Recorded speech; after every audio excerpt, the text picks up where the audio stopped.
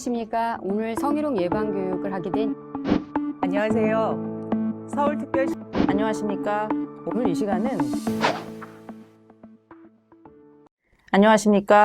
오늘 이 시간은 가정폭력 방지 및 피해자 보호 등에 관한 법률 제4조의 3에 근거하여 가정폭력 예방교육을 실시하고자 마련되었습니다. 우리나라의 가정폭력 방지법은 가정폭력을 사전에 예방하고 피해자를 보호하기 위한 목적으로 1997년 제정되어 1998년 시행되었습니다.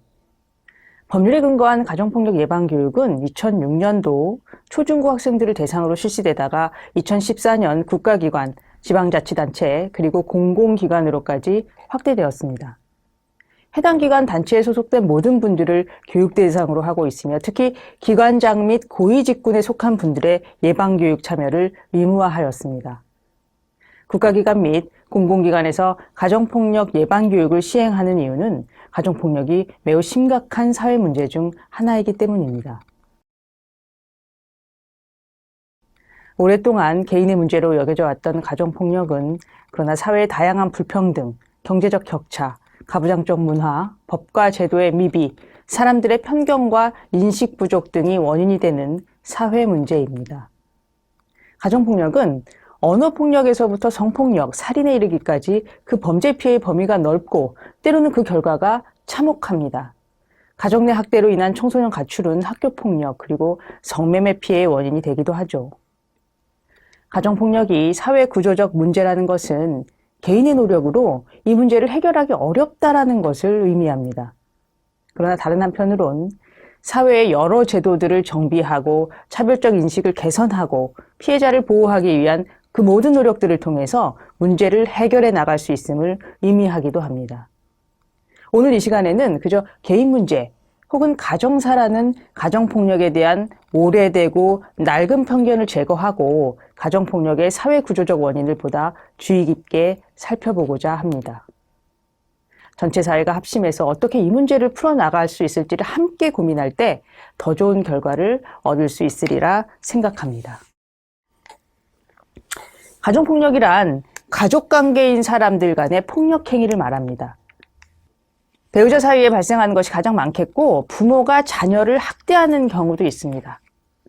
성인이 된 자녀가 노인이 된 부모를 학대하는 경우도 발생하죠. 또한 형제, 자매, 친척, 배우자의 부모, 전 배우자 혹은 사실혼 관계에 있는 자와 같이 배우자가 아닌 다른 가족 구성원 사이에서 발생한 폭력도 가정폭력이라고 할 수 있겠습니다. 가정폭력하면 신체적 폭력이 아마 가장 먼저 떠오르실 거예요. 가정폭력의 결계로 피해자가 매우 위중한 상태에 이르게 되기도 합니다. 그러나 신체적 폭력에 이르기까지 그 과정에서 혹은 동시에 여러 유형의 폭력이 발생합니다. 피해자의 일상을 감시하고 억압하는 통제는 가정폭력의 본질적인 유형 중 하나이지만 신체적 폭력과 같이 눈에 보이는 상처를 내지 않기 때문에 폭력으로는 잘 인식되지 못하고 있습니다. 통제는 피해자에 대해 우월감을 가지고 자신이 상대를 통제해도 될 자격이 있다고 믿는 가해자에 의해 발생하기도 합니다. 배우자 또는 자녀가 자신의 마음에 드는 방식대로 말하고 행동하고 생각해야 되고 자신의 마음에 들지 않을 경우에는 처벌해도 된다고 믿는 것이죠. 이러한 생각은 가부장제와 연결될 수 있습니다. 평등하고 민주적인 관계, 상호 존중하는 관계를 맺지 못하고 명령하고 복종하는 관계를 지향하는 사람들이 가정폭력의 가해자가 될 가능성이 매우 높습니다. 부부간, 부모, 자식 간의 관계가 대화와 합의가 아닌 명령과 지시, 복종과 순응으로 이루어져야 한다고 보는 사람들이기 때문이죠. 상대를 통제하는 수단으로 경제적 폭력을 이용하기도 합니다. 생활비를 주지 않거나 씀씀이를 일일이 감시하면서 비난하는 것이죠. 피해자가 벌어온 돈을 갈취하기도 합니다. 또는 피해자가 돈을 벌지 못하도록 방해하기도 하죠. 피해자가 경제적으로 의존할 수밖에 없을 때 가해자의 권력이 더 커지기 때문입니다. 배우자에 대한 성학대도 매우 위중한 형태의 가정폭력입니다. 혼인관계라는 사실이 상대가 원하지 않는 성적 행동을 모두 허용하는 권한을 부여하는 것은 아니기 때문이죠. 상대를 모욕하고 모욕감을 주는 방식, 화해를 종용하는 방식으로 상대가 원하지 않는 성관계를 강요할 때 이는 성폭력이자 가정폭력이 될 수 있습니다. 가정폭력 피해에 대한 우리 사회의 오래된 답변은 이혼하십시오. 헤어지십시오. 였습니다. 가정폭력 피해를 지속적으로 당하는 이유를 피해자가 가해자를 떠나지 않는 데서 찾고 있는 것이죠. 여성가족부의 2019년 가정폭력 실태조사에서도 조사 대상의 45.9%가 폭력 피해 여성이 왜 배우자 곁을 떠나지 않는지 이해하기 어렵다고 응답하였습니다. 53.3%는 진정 원한다면 폭력적인 관계에서 벗어날 수 있다라고 보고 있었습니다. 요즘 세상에 누가 맞고 삽니까? 라는 반문은 가장 일반적인 피해자 비난이자 2차 가해라고 할 수 있습니다. 그렇다면 과연 한국 사회에서 가정폭력은 피해자가 폭력적인 이 관계를 떠나기로 결심하기만 하면 해결될 수 있는 문제일까요? 이 폭력적인 관계를 떠나지 못하는 데에는 다양한 이유가 있습니다. 경제적 능력이 충분치 않은 상태에서 이혼하게 될 경우 자녀들이 경제적 어려움을 겪을 것에 대한 우려가 있을 수 있으며 피해자들은 이혼 가정 자녀에 대한 사회적 차별과 낙인 등의 불이익도 고려하지 않을 수 없습니다. 실제 가정폭력 피해자들은 가해자를 떠나려고 할 때 또는 떠난 직후에 위험에 빠지는 경우가 많습니다. 신고한다고 나아질 것 같지 않아서라는 답변도 많았는데요. 경찰에 도움을 요청하는 것이 큰 도움이 되지 않을 것이라고 판단하고 있는 것이죠. 이혼 등으로 가해자와 결별함으로써 더 이상의 피해를 당하지 않는 피해자도 분명히 계실 수 있습니다. 그러나 모든 가정폭력 피해자가 가해자를 떠날 수 있는 것은 아닙니다. 또한 모든 피해자가 결별을 통해서 안전한 삶을 보장받을 수 있는 것도 아닙니다. 법과 제도는 폭력 관계에서 벗어나고 싶으나 그럴 수 없는 피해자를 도울 수 있는 역할을 해야만 하겠죠. 피해자 본인의 의지만으로는 폭력으로부터 벗어나는데 한계가 있습니다. 폭력적인 관계를 이제 그만두자라는 피해자의 호소와 제안을 가해자가 받아들이는 일은 매우 드물기 때문입니다. 그렇기 때문에 피해자가 가정폭력에서 벗어나 안전한 삶을 살아가기 위해서는 몇 가지 조건이 마련되어야 합니다. 첫째, 가해자가 합당한 대가를 치르도록 해야 합니다. 가정폭력을 처벌하지 않으면 가해자 자신도 그리고 그를 직간접적으로 목격하는 많은 시민들도 가정폭력을 범죄라고 생각하지 않게 됩니다. 처벌하지 않는 범죄에 대해서 전체 사회가 경각심을 가질 것을 기대하기보다는 범죄에 단호하게 대응함으로써 유사한 범죄가 재발하는 일을 사전에 방지하는 것이 중요합니다. 둘째, 피해자와 가족, 그 주변인의 안전이 확보되어야 합니다. 피해자는 공포와 두려움으로 인해서 또는 가족 등 주변인의 안전을 염려해서 폭력적인 관계를 떠나지 못하는 경우가 많습니다.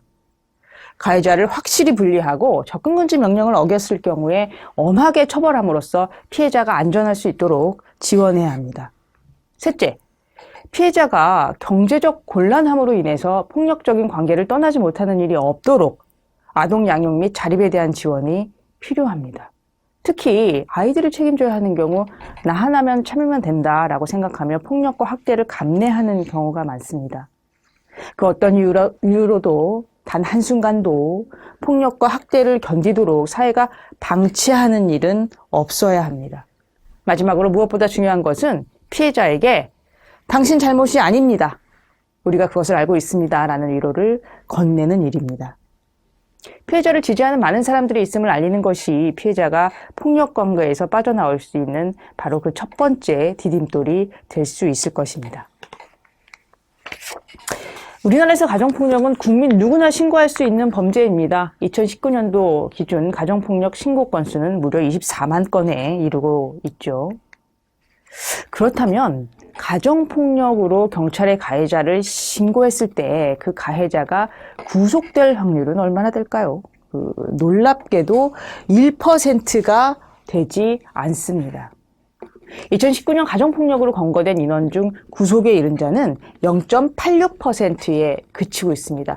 가정폭력이 경미해서일까요? 아마 그렇게 생각하실 분들도 있으실 것 같습니다. 가정폭력이라고 하면 가족끼리 언성이 높아지거나 다툰 정도인데 그걸로 구속시키고 처벌하는 것은 좀 과하다고 생각하실 수 있습니다. 구속되지도 재판을 받지도 처벌을 받지도 않는 가정폭력 가해자들은 그럼 어떻게 될까요? 203명을 대상으로 진행한 가정폭력 부가실태조사 결과 피해자의 41.8%가 신고 후에 가해자가 아무런 조치를 받지 않았다고 답변하였습니다. 경찰청 자료에 따르면 2019년 기준 검거 인원의 36%가 가정보호 사건으로 송치되어 상담 등의 처분을 받았습니다. 가정폭력 상담 등을 받는 조건으로 처벌하지 않는 것이죠. 가정폭력 가해자를 제대로 처벌하지 않는 사회에서 가정폭력 가해자가 자신의 잘못을 반성하리라고 기대하기는 어렵습니다. 가정폭력 가해자가 처벌받지 않는 사회일수록 일반 시민들도 가정폭력을 위중한 범죄로 인식하기가 쉽지가 않습니다. 외국에서는 가정폭력을 매우 심각한 범죄로 다루고 있습니다. 집이라는 공간. 이 집이라는 공간은 가장 안전해야 할 장소이자 가족은 함께 있을 때 가장 편안해야 할 관계라는 점에서 바로 집에서, 가족에 의해서 범죄 행위가 발생한다는 것은 개인에게 무척 위험한 일이자 사회적으로도 도저히 용납할 수 없는 범죄라고 보고 있는 것이죠. 영국에서는 가정폭력 사건에서 여러 유형의 범죄가 개입되어 있다는 것을 강조합니다. 가정폭력 안에는 신체적 폭력뿐만 아니라 성폭력, 강금, 학대 등의 다양한 범죄가 포함되어 있다는 것이죠. 영국의 양형위원회는 이러한 범죄가 가정하에서 발생하게 되는 경우에는 특별히 심각하게 다루어야 한다는 양형 기준을 발표하였습니다. 특히 가해자가 피해자의 신고를 방해했거나 가정폭력 전력이 있었거나 심지어 자녀에게도 폭력을 휘둘렀을 경우에는 형량을 가중해서 처벌할 것을 양형 기준으로 제시하였습니다. 영국에서는 신체적 상해가 없는 통제와 위협만으로도 최장 5년형에 처할 수 있도록 2015년도에 형법을 개정하였습니다. 네덜란드도 마찬가지입니다. 형사법으로 처벌되는 범죄가 가족 안에서 발생하는 경우에는 더 엄하게 처벌하도록 하고 있습니다. 뉴질랜드에서는 법원으로부터 접근금지 명령을 받은 자가 피해자를 찾아가서 또다시 범죄를 저질렀을 경우에는 가중처벌하도록 2018년도 법률을 개정하였습니다. 미국 캘리포니아주의 예를 조금 더 자세히 살펴보실까요? 미국 캘리포니아주 형법 제273.5조는 배우자, 동거인, 데이트 상대 등 친밀한 관계에 있는 자에 대한 신체적 폭력을 불법으로 규정하고 있으며 그 피해 경중과 관계없이 이것은 반드시 처벌해야 한다라고 적시하고 있습니다. 신체적 폭력을 범했을 경우 경범죄 또는 중범죄로 처벌되는데요. 중범죄로 판단되는 경우에는 4년의 징역형 또는 6,000달러, 우리 돈 약 712만 원의 벌금형 또는 이 벌금형과 징역형 이 모두가 부과될 수 있습니다. 만약 가정폭력 유죄 선고 전력이 있는 자가 7년이 경과하지 않는 시점에서 비교적 가벼운 폭력, 예를 들어 상대를 밀치거나 상대를 향해서 어떤 물건을 던진 경우에는 5년형의 징역형이 선고될 수 있습니다. 가정폭력을 근절하기 위해서는 성평등한 사회가 되어야 한다는 말을 들어보셨을 겁니다. 이 말에 수긍하시는 분도 계시지만 의문이 생기시는 분도 계실 수 있습니다. 가정폭력 가해자의 폭력행위를 바로잡으면 될 일이지 여기서 성평등, 성차별 얘기가 왜 나오는 거지? 라는 질문을 하실 수 있는 거죠. 가정폭력은 왜 발생하는 것일까요? 그리고 무엇을 가정폭력으로 보아야 할까요? 가정폭력하면 가장 일반적으로 심하게 폭행당한 상처를 떠올리게 됩니다. 맞습니다. 심각한 신체적 폭력은 가정폭력의 위중한 결과죠. 하지만 그것으로 가정폭력 전부를 설명할 수는 없습니다. 보다 본질적인 문제가 있기 때문입니다. 가정폭력의 본질은 바로 이 통제에 있습니다. 상대를 내 방식대로 행동하고 말하고 생각하도록 만들고 싶어하는 이 비뚤어진 욕구를 말합니다. 배우자가 또는 자녀가 내 마음에 드는 방식으로 행동하거나 말하거나 생각하지 않는다는 이유로 처벌하려고 하는 것. 그럴 자격과 권한이 내게 있다고 믿는 사람들이 가정폭력 가해자가 될 가능성, 배우자를 학대할 가능성이 매우 높습니다. 단지 상대방의 행동, 말투, 생각하는 방식만을 문제 삼는 것에 그치지 않습니다. 자신의 기분이 언짢은 것에서부터 일이 자신의 생각대로 안 풀리는 것까지 그 모든 원인을 배우자에게 전가하며 화풀이를 하는 행동, 가정폭력 가해자의 전형적인 행동일 수 있습니다. 대화로 해결해 보라고 하지만 사실은 이런 성향의 사람들과는 의사소통 자체가 매우 힘이 듭니다. 왜냐하면 항상 자신의 생각만이 옳다고 주장하기 때문이죠. 간혹 가정폭력 피해자에게 상대에게 한번 잘 맞춰보라 라고 조언하는 사람들도 있을 수 있습니다. 그러나 다른 사람을 자기 방식대로 통제하려는 사람들, 기분에 따라서 상대에게 화풀이를 하는 사람들은 그때그때의 기준이 다르기 때문에 언제 뭘 가지고 갑자기 화를 낼지 또는 분노를 폭발시킬지를 상대가 전혀 알 수 없습니다. 그렇기 때문에 학대의 피해자들은 매 순간 긴장 상태에 놓여 있죠. 언제 무엇이 이유가 돼서 공격받을지를 가늠하기 어렵기 때문에 눈치를 보고 상대의 기분을 살피는 종속적인 삶을 이어가게 됩니다. 그런데 이러한 행동의 이유가 뭘까요? 여러 학자들은 성별 고정관념, 성차별적인 태도가 이러한 행동에 많은 영향을 미친다고 보고하고 있습니다. 태도와 가치가 행동에 영향을 미치는 것인데 여성에게 특정한 역할을 강요하고 여성에게 걸맞는 행동과 태도가 있다고 여기는 사람들이 여성의 행동을 통제하는 것을 자신의 권리로 인식하기 때문입니다. 우리 모두가 옳다고 여기는 평등과 자유의 가장 본질적인 원칙은 내가 누리는 자유와 평등을 다른 사람도 누릴 자격과 권리가 있다는 것을 인정하는 것입니다. 그런데 가정폭력 학대의 가해자들은 상대의 권리를 인정하지 않는 사람들입니다. 상대에 대한 소유권이 자신에게 있다고 착각하고 있기 때문이죠. 다시 앞서의 질문으로 한번 되돌아가 볼까요? 성차별, 성별 고정관념이 가정폭력의 원인 중 하나인 이유는 여성을 차별하는 가정과 사회에서 성장한 남성들일수록 여성에 비해서 자신들이 더 많은 자격이 있고 더 많은 것을 누려야 한다고 믿게 되기 때문입니다. 성차별을 일삼는 사회에서 자란 여성들은 마찬가지로 자신이 받는 불공정한 대우를 당연하게 받아들이는 태도를 보이기도 합니다. 차별에 항의하지 않고 순응하고 오히려 차별의 원인을 자신에게 돌리는 것, 자신이 무엇을 잘못했는지를 살피려는 여성들의 태도는 성차별 사회가 만들어낸 결과물입니다. 다른 사람을 나와 같이 존중하고 인정하기 위해서는 다른 사람에 대한 존중이 습관이 되어야 합니다. 생각해보면 습관이라는 것은 아주 긴 시간을 통해서 매일매일의 반복을 통해서 자연스럽게 형성됩니다. 한 사람이 성평등적인 태도와 가치를 지니기 위해서는 교과서를 통해서 머리로만 이해하는 것이 아니라 내 주변에서 관찰하고 스스로 실천하는 과정이 필요합니다. 그렇기 때문에 가정폭력을 근절하기 위해서는 성평등 교육이 필요하다고 말씀드리는 것이죠. 가정폭력 피해 여부를 신체적 폭력 피해 발생 유무로만 판단하지 않는 것도 매우 중요합니다. 신체적 폭력은 분명 심각한 가정폭력의 한 유형이지만 그것이 전부는 아닙니다. 사실 가정폭력의 위험성은 통제에 있습니다.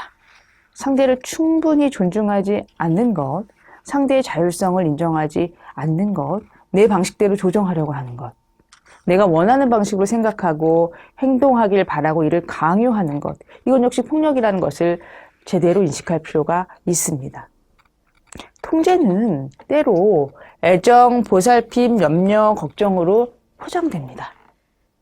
가르치기 위해서야 너 잘 되라고 그러는 거야. 너한테 관심이 있어서야 걱정해서 그러는 거야. 널 염려하고 있어.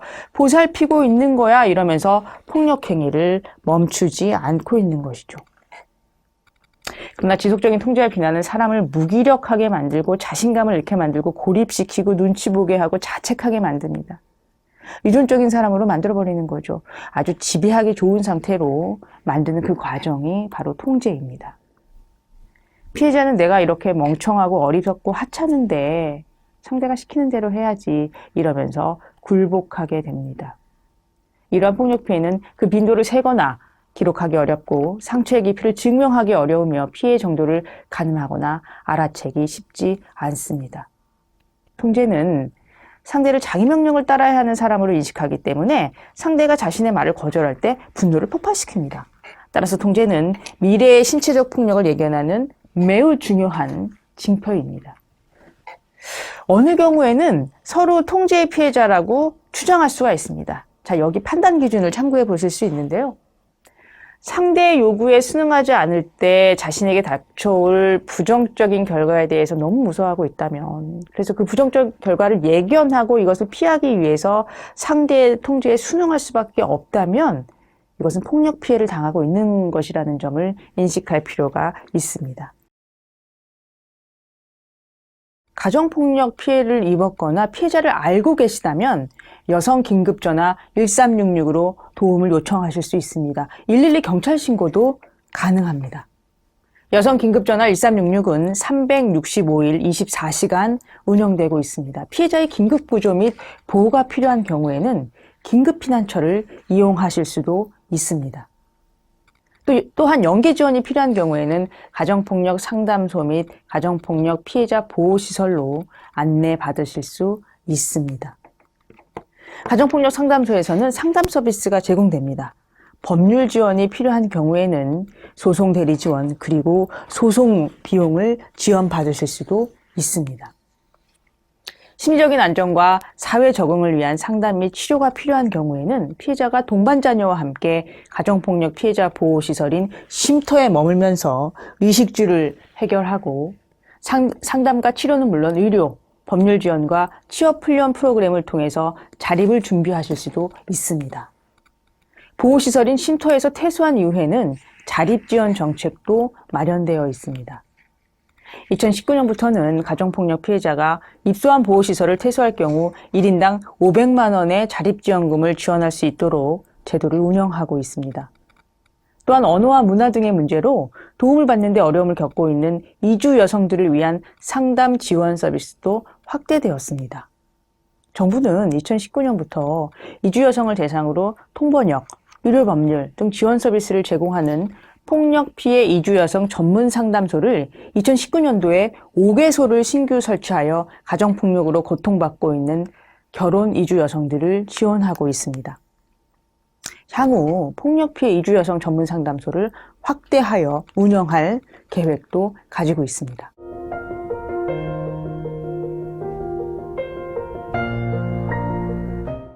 피해자가 폭력적인 관계를 떠나지 못하는 것은 안전하게 떠날 수 있는 방법을 찾지 못했기 때문일 수 있습니다. 도움을 받을 수 있으리라는 확신, 결국에는 폭력에서 벗어날 수 있을 것이라는 기대와 희망을 찾기 어렵고 가해자에게 다시 붙잡혀서 더 많은 폭행을 당할 것이라는 두려움이 있다면 폭력으로부터의 탈출을 포기하게 됩니다. 피해자는 두려움 없이 관계를 떠날 수 있는가를 묻지 않고 떠나지 않는 피해자만을 비난한다면 그것은 피해자를 더 취약하게 만드는데 일조하는 일이 됩니다. 피해자 지원을 위해서 어떤 제도를 더 마련해 볼 수 있을까요? 가정폭력 피해자를 피신시키는 것 외에 더 다른 방법을 찾아볼 수 있습니다. 독일에서는 피해자가 신체적 폭력 피해를 입었을 경우, 가정폭력으로 건강이 악화된 경우, 또는 가해자가 피해자의 자유를 제한하는 경우에는 별도의 조건 없이 가해자를 주거 공간에서 퇴거시킬 수 있습니다. 집이 가해자의 명의로 되어 있는 경우에도 최장 10개월간 단독으로 머물면서 안전하게 지낼 수 있는 새로운 주거지를 찾아보고 미래에 대한 계획도 세울 수 있습니다. 영국과 네덜란드에서도 가해자 퇴거 명령 제도를 도입하였습니다.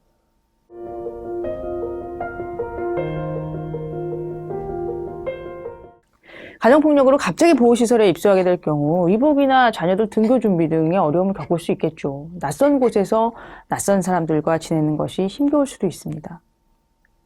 가해자를 집 밖으로 나가게 하는 것은 피해를 입고도 그 모든 불편을 또다시 감수해야 하는 일들을 최소화할 수 있는 피해자 보호의 다른 방법일 수 있습니다.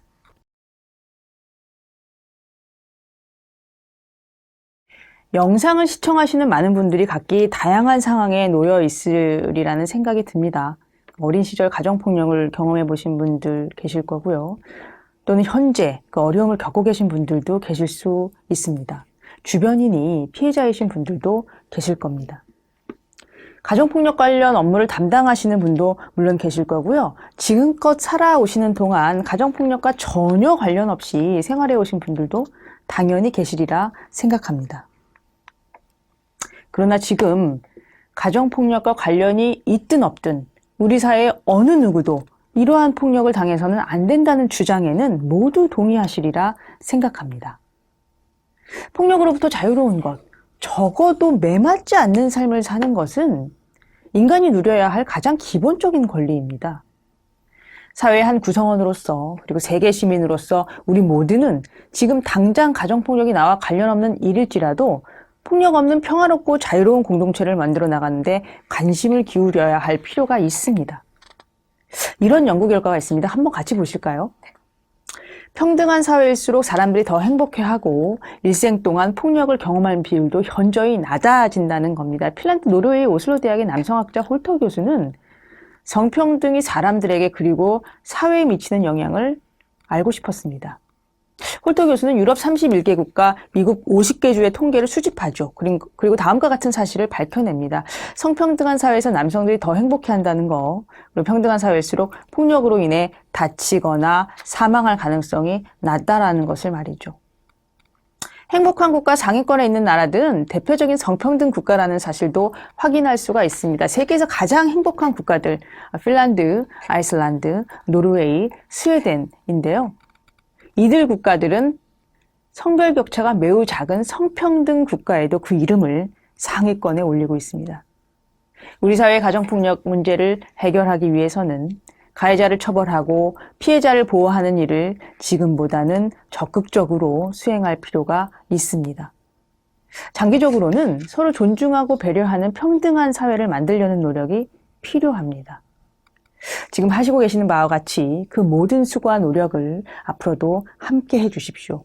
누구나 신고할 수 있는 범죄인 가정폭력을 그냥 지나치지 마시고 신고해 주십시오. 잘못하면 때려서라도 고쳐야 한다. 배우자와 자녀를 내 맘대로 하는 것은 가정의 권리다라는 주장에 힘차게 맞서 주십시오. 주변에 폭력으로 고통받는 분들이 없을수록 우리 모두의 삶도 평온하고 행복하다는 것을 더 많은 분들이 기억한다면 우리 사회의 가정폭력도 빠른 속도로 근절될 수 있을 것입니다. 감사합니다.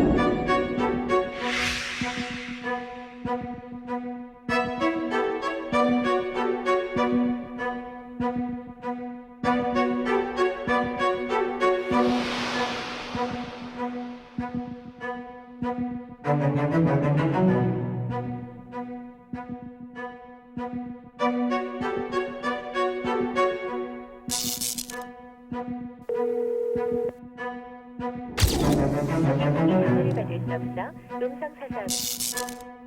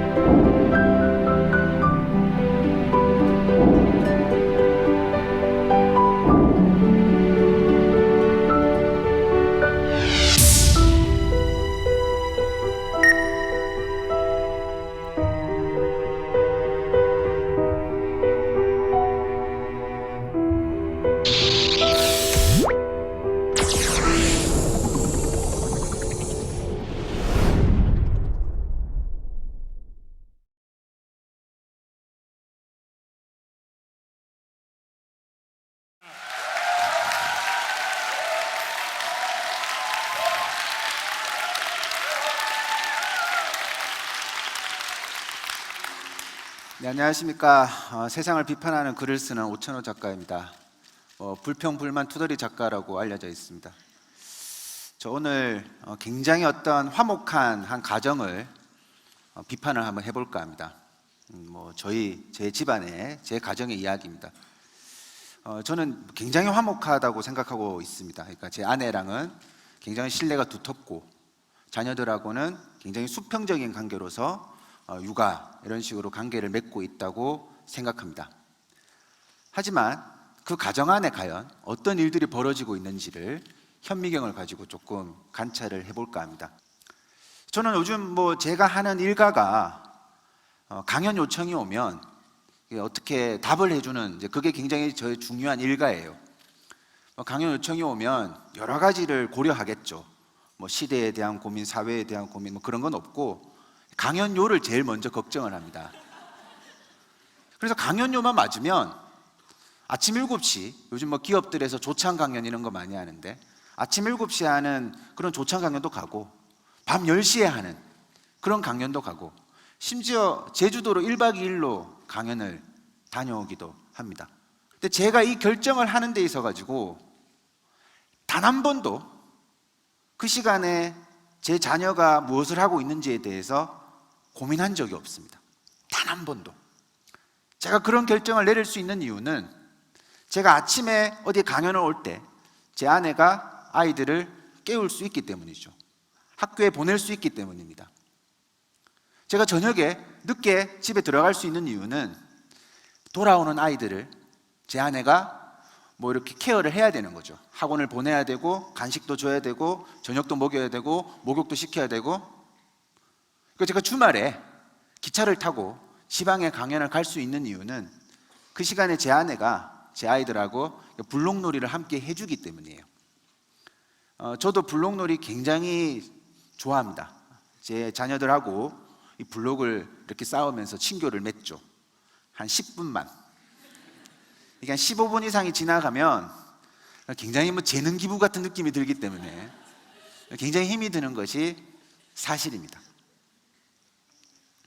자, 그런데 제가 이런 결정을 하게 된 것, 나는 밖에 나가서 돈을 벌고 제 아내는 집에서 육아를 담당하는 이 상황이 벌어짐에 있어 가지고 저희 집에서는 남자가 당연히 밖에서 일하는 거지, 여자는 원래 모성애가 있으니까 아이를 돌보는 거지, 그딴 소리 단 한 번도 한 적 없습니다.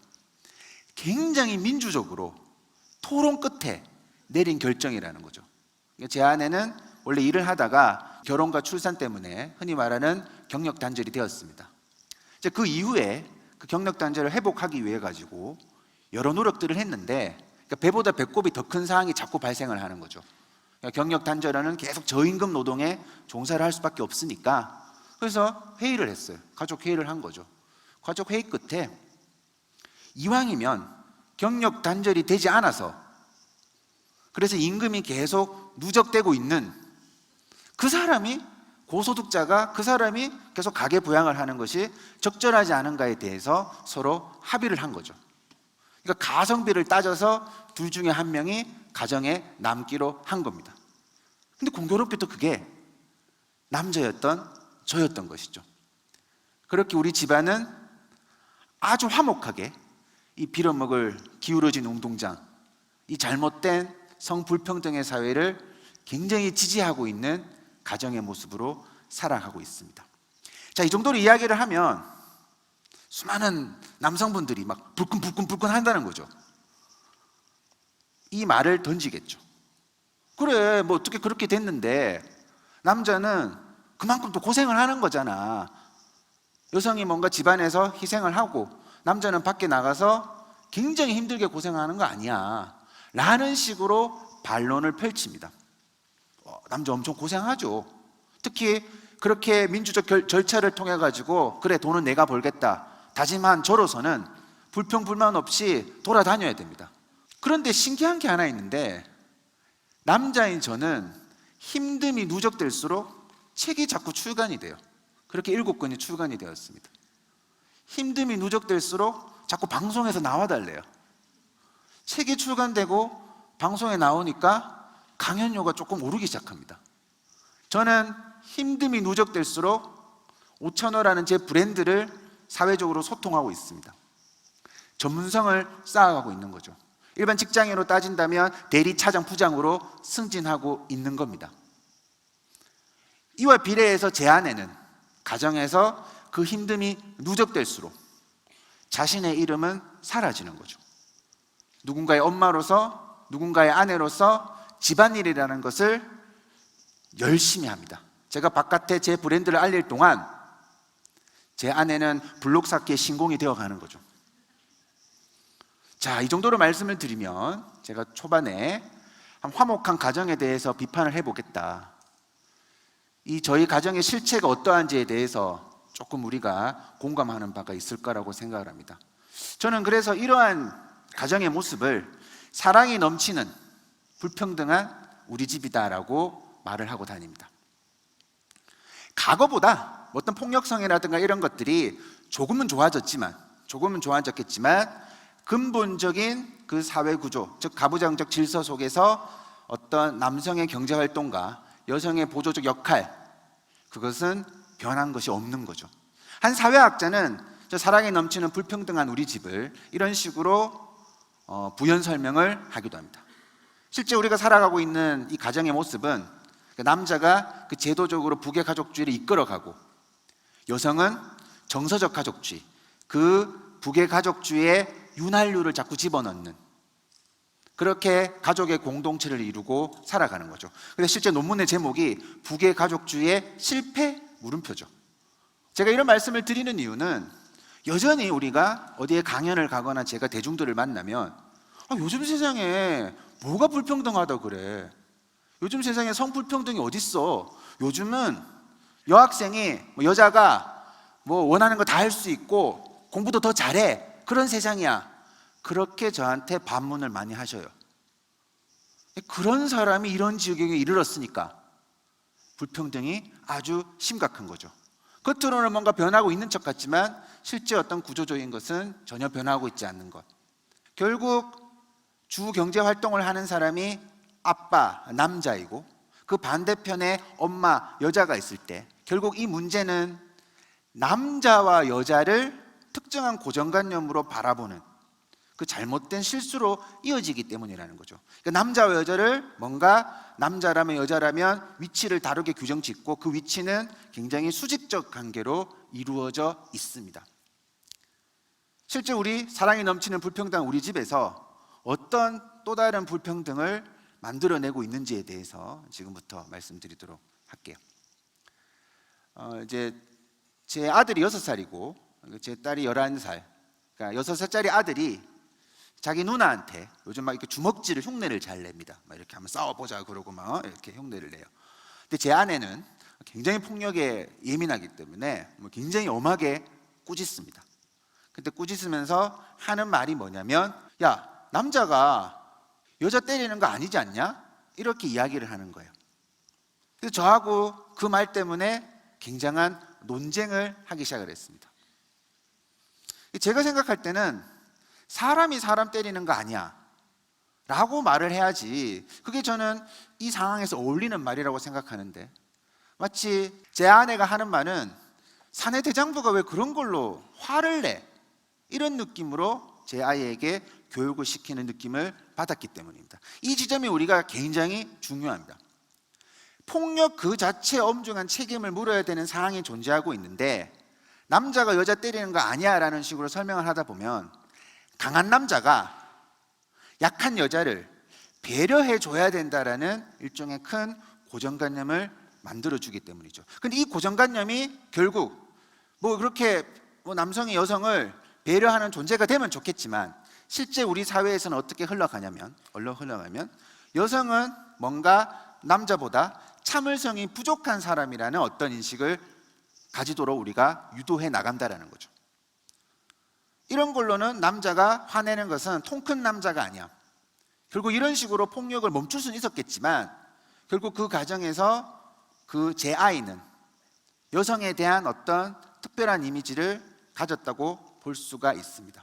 자, 중요한 것은 그렇게 해서 정말로 폭력을 저지르지 않으면 그렇게 교육할 수도 있겠죠. 그런데 중요한 것은 그 교육에 노출될수록 여성을 향한 남성의 폭력이 더 빈번하게 이루어질 수 있다는 거죠. 우리가 보통 데이트 폭력 같은 거 얘기를 할 때 아주 재밌잖아요. 데이트를 하다가 서로 화가 나요. 우라통이 처음 오르죠. 그래서 배신을 했으니까. 그런데 왜 그 울분을 참지 못하고 그 화를 폭력으로 풀어내는 성별은 99.9%가 남자죠. 굉장히 중요한 여기에 포인트가 있습니다. 그냥 우리가 수평적인 관계로 연애를 할 때는 그런 것이 겉으로 안 드러나겠지만 뭔가 이렇게 상황이 뒤집어졌을 때 내가 너를 위해서 얼마나 배려해 줬는데, 내가 여자인 너를 얼마나 챙겨줬는데 어떻게 감히 네가 나한테 이럴 수가 있는 거야. 결국 같이 분노를 하더라도 강자의 분노는 또 다른 폭력으로 이어질 가능성이 굉장히 매우 높은 거죠. 제가 남자가 여자 때리는 거 아니야, 이 말을 가지고 지나치게 뭔가 확대 해석을 한다고도 들릴 수가 있지만, 이 지점이 왜 중요하냐면 결국 강자인 남자, 약자인 여자, 그래서 여성을 배려해 줘야 된다는 인식을 어릴 때부터 갖다 보면 이 남성들이 억울하다라는 생각을 자꾸 가져요. 그 상황에 대해서 뭔가 억울하다는 생각을 자꾸 가지는 거죠. 근데 이 억울함은 젠더 교육, 성평등 세상을 만드는데 치명적인 장벽입니다. 우리가 보통 좀 생산적인 논의를 해야 되는데 여전히 나오는 말이 뭐냐면 왜 여자만 편한 정책들을 만들어내느냐. 그리고 뭐 제가 기업 강의를 가도 기업에서 막 남자 사원이 손을 들고 이런 말을 합니다. 아니 물통은 다 남자들만 가는데 이거 역차별 아닙니까? 이런 말들을 막 억울해 죽겠다. 그래서 억울한 게 있으면 다 그것을 겉으로 드러내려는 생각을 굉장히 많이 가집니다. 근데 실제 세상은 물통을 못 들고 갔던 사람을 차별하거든요. 이런 거 남자만 다 하잖아, 이거 역차별이라고 말을 하지만 실제 우리 사회에서는 이런 거 여자가 못 하더라면서 실제 여성을 중요한 일에서 배제시키고 큰 일을 주지 않습니다.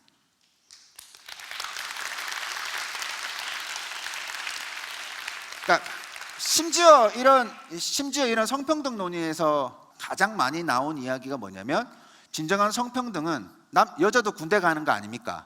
이런 말이에요. 근데 그 말을 가만 들어보고 있으면 혼자 죽을 고생하는 게 너무 억울하다는 거예요. 그래서 다 함께 죽을 고생하자. 사회 정책은 누군가의 심리적 만족을 위해서 이루어지지 않습니다. 그 사회 구성원들이 객관적으로 안전할 수 있는 방향으로 나아가는 거죠. 어릴 때부터 남자라면 여자라면 이렇게 해야 된다, 저렇게 해야 된다, 그것이 왜 큰 문제를 야기하는지를 조금 생각해 보셨으면 좋겠습니다. 특히 그 남자가 권력을 가진 조직의 상층부로 올라갈수록 그 사회에서는 어떤 일이 벌어질 수 있는지에 대해서 우리가 한번 고민을 할 필요가 있는 거죠. 자, 이것이 만약에 우리가 문제라는 걸 알면 안 하고 살아야 될 겁니다. 안 하고 살아야 될 겁니다. 그런데 쉽지 않죠. 우리 일상을 현미경으로 관찰을 해보면 굉장히 그런 분위기를 거부할 수 있는 우주의 기운들이 막 돌아다녀요. 제가 포털 사이트에 쪼잔하다라고 검색을 하면 쪼잔한 남자 특징, 그리고 이제 쪼잔한 남자 연관 검색어로 보통 이렇게 다 함께 나옵니다. 이 쪼잔하다는 어감부터가 뭔가 어쨌든 느낌이 안 좋잖아요. 이미 어떤 남성다움을 거부했을 때 나는 그냥 뭐 이런 거 싫어, 이게 아니라 뭔가 대범하지 못하고 화끈하지 못하고 통 크지 못하고 그런 사람으로 오해를 받을 수가 있기 때문에 이왕이면 내가 사회적인 남자다움을 더 배우려고 노력을 하는 거겠죠. 아마 제 아내도 제 아들이 흔히 말하는 쪼잔한 남자가 될 거에 대한 우려를 가지고 있었기 때문에 아마 그런 식의 교육을 무의식 중에 했다고 생각을 합니다. 자, 그러면 우리가 일상에서 이런 지점들을 막 찾아내고 없애 나가야 돼요. 근데 그게 얼마나 힘드냐면 제가 최근에 초등학교를 대상으로 노동에 관한 글을 썼어요. 노동을 소개하는 글이에요. 그러니까 막 탈고를 하고 제 딸한테 읽어보라고, 너가 첫 독자야 하면 읽어봐 라고 줬어요. 근데 계속 이상하다는 거예요.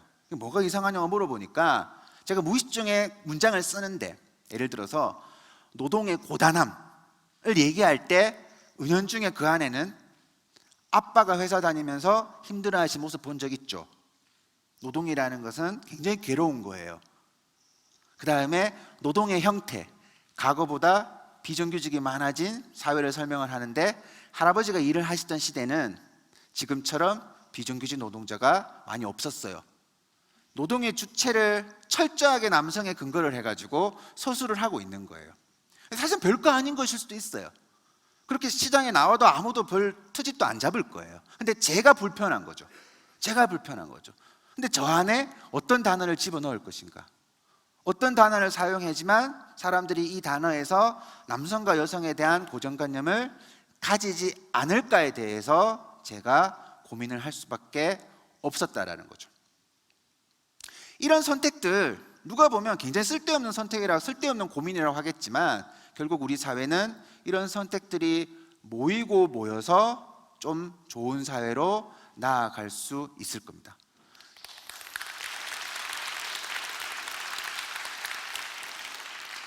우리가 일상을 현미경으로 굉장히 관찰을 할 필요가 있습니다. 이 사랑이 넘치는 불평등한 우리 집에서 어떤 일들이 벌어지고 있는지, 이런 것들을 굉장히 정교하게 관찰을 할 필요가 있는 거죠. 근데 일상을 관찰하시고 그것이 틀렸다고 생각하시면 하지 않으시면 되는 거죠. 하지 않을 수 있는 사회를 우리가 희망하면 우리 사회는 좋아질 겁니다. 고맙습니다.